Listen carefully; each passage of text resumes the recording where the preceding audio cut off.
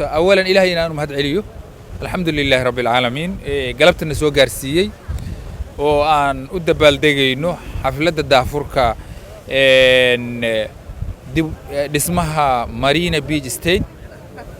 وحن رواينا أنه مهد عليه شركة الدهبشيل ورنتي شركة صوماليات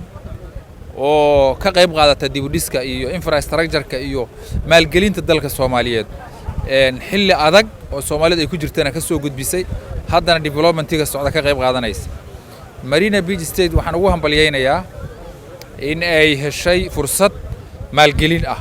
oo ay dahabshiil u sameynayso waxa kale oo rabaa inaan u mahad celiyo gudoomiyaha Gabayre oo waqti badan geliyay inay heerkan soo gaarto Marina Beach State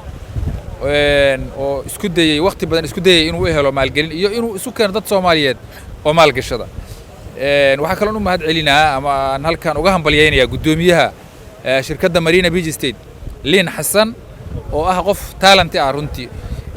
aadna dibudhiska dalka iyo horumarkiisa aad u jecel kana soo dhex baxday hablaha Soomaaliyeed waxaan ugu hambalyeynaa jagada ay ka hayso halkan oo gudoomiyaha Marina Beach State intaas kadib dadka Soomaaliyeed waxaan rabaa inaan la dardaarmo oo aan dhaho dalaadan lahayn waa dareen ku joog u imaada dibudhiska dalkiina maalgashada dalkiina property development waxa la yiraahdo waa dadka adduunyada ugu jeebka roon leh dadka property development ka shaqeeya ama guryaha dhisa adduunka real estate dadka ka shaqeysta marka halkan fursad ayaa ka furan waxaan rabaa inaan idin cadeeyo ama aan idin xaqiijiyo Marina Beach State inay diyaar u tahay inay idin ku soo dhaweyso gacmo furan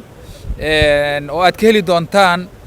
guryo nooc walba leh heer kasta ama level kasta oo bini'aadamku u baahan yahay sida guryaha luxury-ga kuwa middle class-ka kuwa lower class-ka any class oo loo baahan yahay jeebkaada ayuu ku xiran yahay adigoo degi doona state-ka ku habboon